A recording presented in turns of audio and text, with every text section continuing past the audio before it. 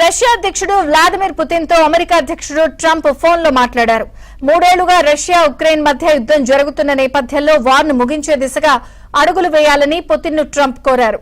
ఈ క్రమంలో హంగేరీలోని బుడాపెస్ట్ వేదికగా మరోసారి పుతిన్ తో శాంతి చర్చలు జరుగుతాయని అమెరికా అధికారులు తెలిపారు.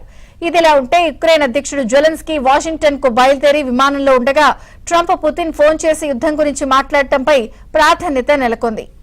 శుక్రవారం రాత్రికి లేదా శనివారం ఉదయం జెలెన్స్కీతో ట్రంప్ సమావేశమయ్యి రష్యా ఉక్రెయిన్ యుద్ధానికి సంబంధించి చర్చలు జరపనున్నట్లు తెలుస్తోంది.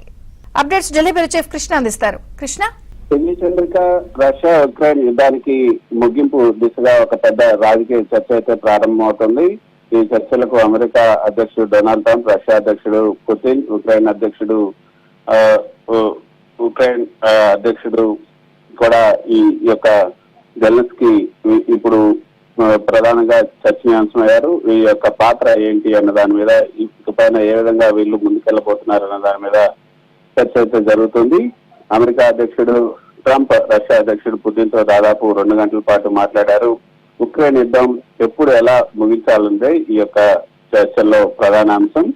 ఇద్దరు కూడా శాంతికి మార్గం కనుక్కోవడం అవసరం అన్నది ఇద్దరు కూడా అంగీకరిస్తున్నారు.